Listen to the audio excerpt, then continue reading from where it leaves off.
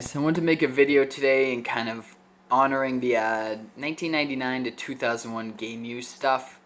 It doesn't have too much following nowadays, but I remember, as a teenage kid trying to collect that stuff back when it was coming out. Like, that was the thing to do. Like, you buy a box in hopes you get a game use card or autograph. In those few short years, like, it wasn't mass produced.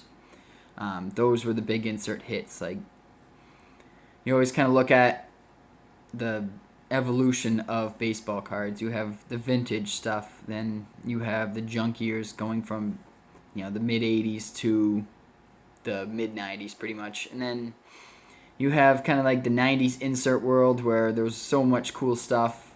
Serial numbered stuff was a big hit. And then it kind of transferred over 99, 2000, 2001 to game use stuff. And then I'd say from 2003 to 2008 or 9, the market was just flooded with game use stuff and autographs, and the baseball card market kind of really took a hit during that time. A lot of that stuff is still pretty valuable because it's manufactured rarity, but and now present day, obviously you have the really high end stuff that's just released in really small quantities to people. So I mean, I guess, like I said, this was the desirable stuff during this era, and that's why I kind of like it. Like I said, some of the print odds were really hard and really tough to come by. If you look at a serial numbered card or even an unnumbered card that has a pretty high print run, what am I trying to say? In odds, then you kind of have to appreciate these cards a little more. So let's get right into it. I got a big stack of ones I kind of want to show off. I have a few other ones from that era. If I have time, I'll sort through them really quick and show you guys the rest of them. But we'll start with a 2000 Upper Deck Black Diamond. This is the double. So there's a single, double, triple. The single just had one piece. The double, obviously, two. And then the triple is three. The double is actually one in every 1,079 packs, which is such tough odds. I mean, we look at the 99 Ionics holographics as one of the bigger cards of the 90s, and that was one out of 1,500 packs. I mean, this is kind of up there. It's nowhere near desirable as cool looking, but and I'm always kind of wondered why the triple is actually one of one. So there's no home run version, which is kind of weird. There's no serial number on this, but the triple's the one of one and not a home run version. So that's always kind of been a question in my mind of why they did it that way. I mean, it's a nice looking card, but there's not really too much to it. The next one is 2001 Upper Decks Pros and Prospects, Gwynn and Ripken. These were one out of every 24 packs, so they were pretty easy to come by. It's a cool looking card just because it's the dual. They weren't doing too much dual stuff up at this time, and a Gwynn and Ripken was always top of the list for me anyway. One of my favorite sets was the 2001 SPX Winning Materials sets. I have some from that. This is the gold Ripken, numbered out of 25. Here's one of the base ones of just Ripken, unnumbered. And here is a Gwynn and Ripken gold, also numbered out of 25. There's a lot going on with this set. There was so many players in this set, and they're pretty steadily available. There was some triple cards of 3 players. I know Ichiro had a rookie in here. Pujols had a rookie in here. So I like the design of the cards. They've always been nice to me. Not super rare, not super valuable. Obviously, the gold ones numbered at 25 are. But there's a lot of options of players out there to try to come across. And like I said, they're cheap, so you can still pick them up at a reasonable price. Next is a 2001 Donruss Studio collection. Donruss Studio was actually a pretty expensive set when it came out. It was around $10 a pack. These were 1 in every 18 packs. I believe that turned out to be 1 per box. There was 47 players in all in this run, so trying to get your player, would be pretty tough. There's also gold versions of these as well. I believe numbered out of 25, but I could be wrong. But it's a nice looking card, simple design. Next is the 1999 Upper Deck Ovation Piece of History. Like, this was one of the cards where you saw the Ripken, the Griffey in the top 10 list in Beckett almost every month during the 99 season. Like, these cards were really tough to come by. They were 1 out of every 287 packs, and there was 14 players in the set.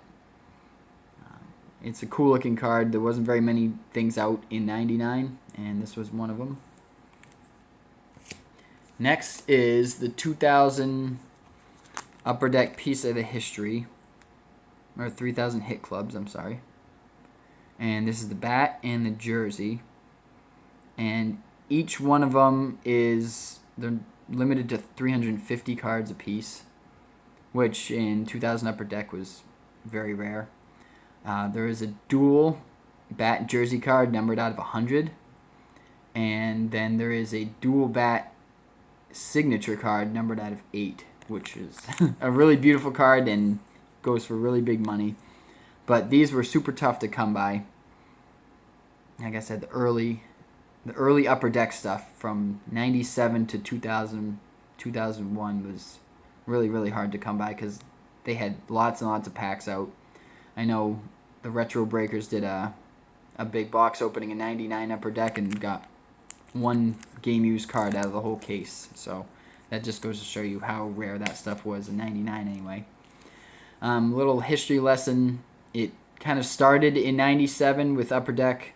They did the Piece of the History, I believe, and Griffey was in it, Gwynn was in it, I think Ray Ordonez was randomly in it. I don't have any of those cards. I've always wanted the Griffey just because it's kind of a staple of the beginning of the game used era. I actually have this is from 1996, so this is one of the earliest game used technically cards out there. This is a Ripken Diamond Dust from 96 Fleer Ultra. So there's the chunk of the diamond in there. It comes with a nice certificate of authenticity from Fleer. I don't know if you can read that or not. On the back, it's numbered out of 2,131. So they did these, and then these are both. There was another set that just had it said commemorative card on here instead of the serial number. But these cards are the exact same. They were both redemptions, so I'm wondering if these versions were supposed to be autographed and they just never were. Because I don't know why they would release the commemorative set along with this card and have them be the exact same thing. So that's always been kind of confusing to me. This would have looked really, really cool as an autographed card. I honestly think it's missing a signature here. That would have been a pretty epic card to have from back in 96. I know there's some cards from, I believe, 95 of Frank Thomas that are the earliest game use stuff. I don't know too much about them, but I've seen them pop up a few times, and they're pretty cool looking cards. A lot of patchwork in those cards. A lot of I think some batting gloves, some wrist guards, a few other things. But back to the list. This is Leaf Rookies and Stars 2001. This is the slideshow. So this is numbered out of 100. It's 28 out of 100. They were 1 out of every 96 packs. So there's ones numbered out of 25 parallels versions of these, and the kind of the gimmick of this part is right here. You can actually slide it out, and in between the card, you can slide it out, and there's a big, giant jersey swatch in the entire inside of this card that you can view. It's just a random jersey swatch. There's no patches on these, but it's kind of a cool concept. It would have been sweeter if it was like a full patch as you pull it out. but it was just mostly basic cloth, just a bigger version of it as you can slide them out. So that was that. Another cool card that I always wanted as a kid was this one, the 1999 Upper Deck MVP Game Used Souvenirs. It's just a cool looking card. I like the design of it, the sideways look of it. These were one out of every 144 packs of Upper Deck MVP from '99. Sorry, the light's not catching it well. They were unnumbered. Another one is the 2001 Sweet Spot Game Used Bat. This has like a kind of like a bumpy finish, kind of similar to like a baseball grain feel. These were only one out of every 18 packs, but there was, I think Mickey Mantle was in here, Ty Cobb was in here in this set. There were some big vintage players in this, and to have them be only one out of every 18 packs in Sweet Spot was pretty cool because you had a good chance of pulling one of those vintage players. They might have been short printed, but I'm not 100% sure. Next is 2001 Fleer Greats Fall Classics. Is this fall? No, sorry, Fleer Ultra Fall Classics. I'm sorry. These were one out of every 576 packs retail. They're not serial numbered. They just look kind of like a basic game used card from, the early 2000s. But one out of every 576 packs is a pretty tough pull for this one. Same with this next one, was a really tough pull. 2000 Fleer Focus. Feel the Game. This was one out of every 288 packs. It's an alright design. The back is kind of strange. It's just a giant congratulations sign letting you know that you have a game used card. And what I liked about the old game used card, it says, "You have just received a card that contains a piece of authentic game worn jersey which was used by Cal Ripken Jr. of the Baltimore Orioles." That's all I have to say. It's game used.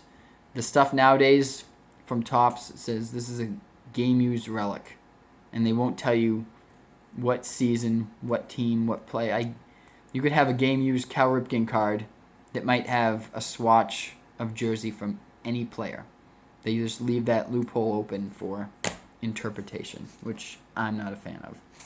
Same with Panini. They say it's player worn, so it could not be game worn.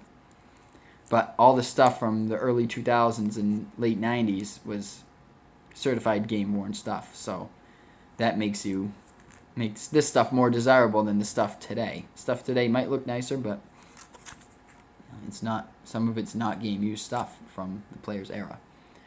This is a 2001 Fleer Game Time Lumber. This was one out of every 40 packs, so not overly rare. There's 28 players in the run. So maybe one out of every other box you were getting this, and with 28 players, it was kind of hard to come by. Nothing special looking about the card. Pretty basic card. Doesn't really do much for me, but next is 2001 Upper Deck Legends. I've always liked this card. I'm not a huge fan of the small oval of the game used part, but it's a nice design, classic design. These are one out of every 24. You'd either get a bat or jersey. Some of them had a dual jersey autograph or dual bat autograph, and so those are more desirable. Ripken didn't have one in that set, but there's some other good players that did. Next is a 2000 Fleer Ultra Feel the Game. I've always thought this is a horribly ugly card. This is one out of every 168 packs. So you're looking at probably maybe a case hit on these. Fleer Ultra was big at the time. Some of those smaller hits are in that set are far more desirable than this card. You can still find this card for around $10, but it's a hard pickup. there's a piece of the actual jersey they used in making the card, which is always kind of cool. Next is the 2001 Fleer Genuine, the final cut. This is 1 out of every 30 packs.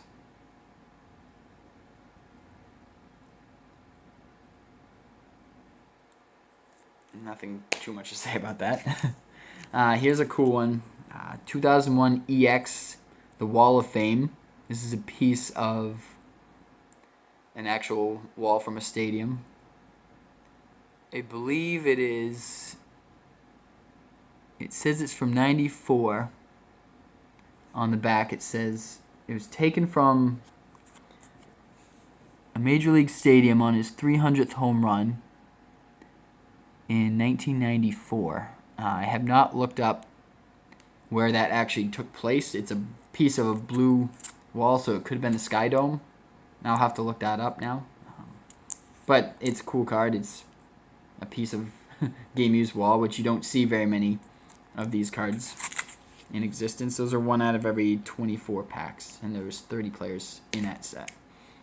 Next is a 2000 Fleer EX Genuine Coverage. This was 1 out of every 144 packs out of EX. The stuff from EX was far better design than this. So having a game used card kind of look this basic is kind of a letdown from EX.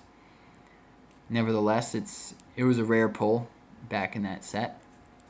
The back is very basic as well. And what is strange is the regular Skybox card is a very similar design, very similar feel. This is the regular Skybox, Fleer Skybox set, had the genuine coverage. And this was 1 out of every 399 packs. Very similar backs, just one in orange and one in a light yellow.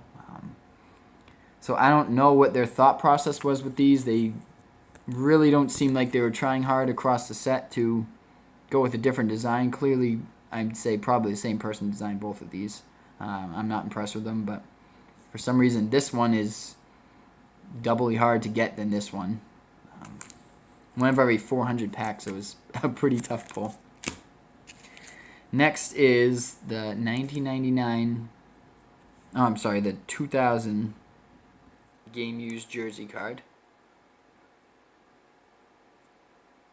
I forget what I don't have the actual print run down here, what the odds were on this.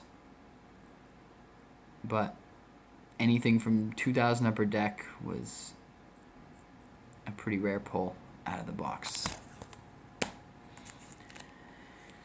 Next is the 1999 Upper Deck game used jersey card. These were 1 out of every 2,500 packs retail to pull. So just let that sink in for a minute. These cards were super, super tough to obtain back in the day. And here is the 2001 Evolve.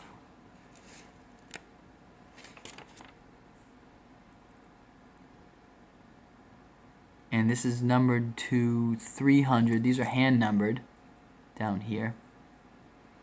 And you had to exchange these cards.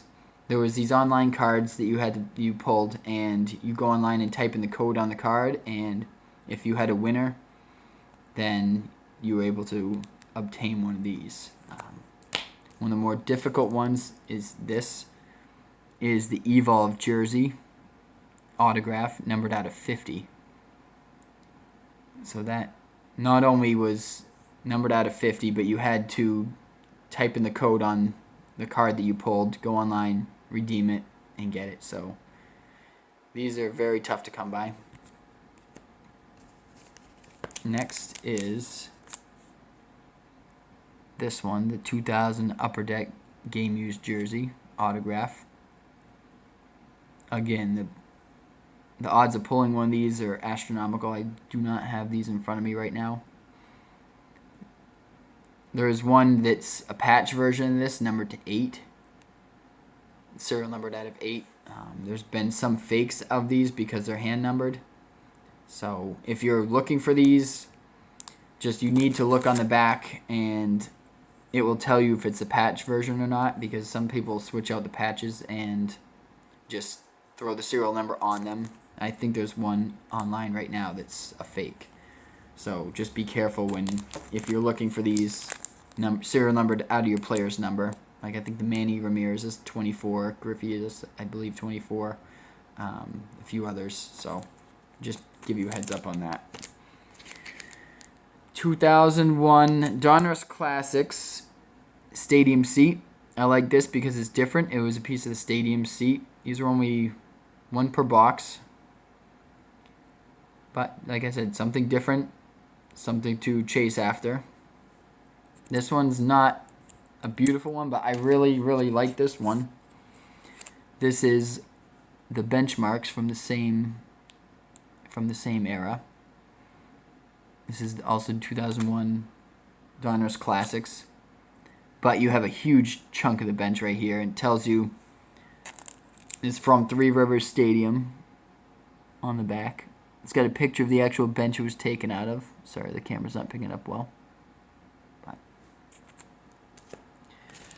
And this one is... I only put this one in here because this is probably my most hated game use card that is out there. I hate the design. I hate the white on white card and jersey. So I'm not a huge fan of this. These were, I think, one out of every 18 packs. So I won, a couple per box or something. But this is this is everything that was starting to go wrong with game use stuff is from SP Authentic in 2001, in my opinion. 2000 Fleer Mystique Feel the Game. These were one out of every 120 packs. It's got a kind of nice look to it. Nice Fleer Mystique. Let's speed things up a little bit. 2001 Upper Deck Game Used Ball. These were one out of every 288 packs. Again, pretty thick card. It's got a nice swatch of the piece of a logo from the ball itself.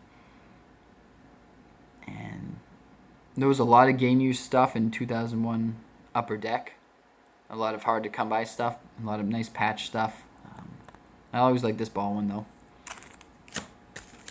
A 2001 Upper Deck Playoff Absolute Memorabilia. These are one out of every 72 packs, they said. It's serial numbered out of 300. Again, it's got a piece of the jersey that they used to cut up. It's a pretty nice actual patch of the card itself. I believe it's from either the 8 or the P or the R. Next is the 2001 Fleer nameplates. So this is a strange set. There's four different versions of the Ripken one. There's one numbered to 110, which is this one. There's one numbered to 23, numbered to 21, and then numbered to 19. There's really no variations at all to them. They're all patches. There's really not much variation except the slight different colors on the front of them. So I don't know why they did 4 parallels of this being the exact same design and everything. It is pretty strange. So this is numbered 90 out of 110 on the back here. Next is 2001 Fleer Premium National Patch, or Fleer Platinum National Patch Time. One out of every 24 packs. It's called National Patch Time, but most of the cards were not patches in this set. There was only a handful of sprinkled in patches. This is one of them that I've seen. Most of them are just basic cards. So I don't know why the patch name without actually putting most of the patches in it. Next is the set that got Pacific Maybe losing their license and going bankrupt. This is the 2000 Pacific Invincible, the Game Gear. This is numbered out of 125. The big controversy was the Manny Ramirez card in this set had a piece of cork interlaced with a bat, and it got into the market, so there's a big discrepancy on whether they did it on purpose, whether it was a fake card, whether Manny just had a corked bat and it was going to be bad press, but this led to a lot of scrutiny for Pacific, and they were, they kind of went downhill. They kind of closed up shop soon after this set. But this is a nice card, numbered out of 125, a nice patch. Here is the 2001 Fleer Premium. These are 1 out of every 51 packs. And the parallel to this was the Diamond patch. This is hand numbered out of 100. So let's see, 77 out of 100 on the back. There's not much difference in the card other than color and the fact that this is a patch and this is not. Next is the 2000 MVP Game Used Souvenirs. And this is a piece of his glove. These were 1 out of every 30 packs, which is pretty easy to come by in 2000 MVP, because there was a lot produced. There was a pretty big set, but you had a chance to pull gloves, batting gloves. Like, there was a lot of hats. So a lot of stuff that usually isn't in very many cards. Like, Ripken didn't have too many gloves out there, so this is a pretty rare one in terms of material, game-used material. There's an autograph version of this numbered out of 25 as well, which I don't have, but I'd love to. Next is the 2002, this is the 2002 Upper Deck Game Used base. The only reason I put this in here is because it is from the 2001 All-Star Game, Cal's Final All-Star Game. So technically it's material from 2001, so that's why I added it in here. These are 1 out of every 288 packs, so pretty hard to pull. Next is 2 cards. The 2001 Fleer Authority Diamond Cuts. A lot of people in this set, a lot of different cards in this set. These are the Game Used Pants, and there was 800 of these available. This is the batting glove, and only 100 of these are available. And for Ripken, I believe he only had 2. There might be third, maybe a jersey somewhere in the middle of print run. I don't have it yet. But like I said, there was a lot of players in there and a lot of parallels, 3 or 4 parallels per player. So it was a nice set. Kind of a small patches for for the cards themselves, but it's alright. Next is I know this is another one, 2002 Upper Deck, the logo patches. This is the logo patch, this is the stripes patch, and there is one more patch that I don't have to complete this run. These were 1 out of every 2,500 packs as well. Like I said, impossible to pull. If you were buying boxes, buying cases, these never pop up. No serial number on them, no nothing, but this was kind of the start of the patch world. Like the 2001, 2002 was where they started shying away from regular jersey cards and upping their game to actual patch inserts as well. Next is a 2001 Upper Deck Game Used Jersey Autograph. This is serial numbered 200 out of 200. Again, super tough card to come by. Next is 2001 Bats to the Future. The regular bat card without the autograph was 1 out of every 114 packs. These are serial numbered out of 50. However, the one I have is very strange because it's numbered 30 out of 3. My guess is they accidentally, instead of making the 5, they put the 3 there and just decided to scrap serial numbering the rest of it, and probably tossed it aside. It may have not ever meant to be taken out of a pack, or put into a pack, I'm sorry. But regardless, this card is numbered out of 50. So it's a really nice card. And lastly is 2001 Fleer Legacy Hot Gloves. This continues the hot glove trend from Fleer, and this was kind of the pinnacle of it. These were 1 out of every 180 packs, and it's a cool design. I love the die cut. They did the hot gloves justice, like they did pretty much every year except 95, which is a basic ugly card. A few quick bonus cards here from the 2000s is 2000 Upper Deck Legendary Signatures card. I don't have print runs in front of me here.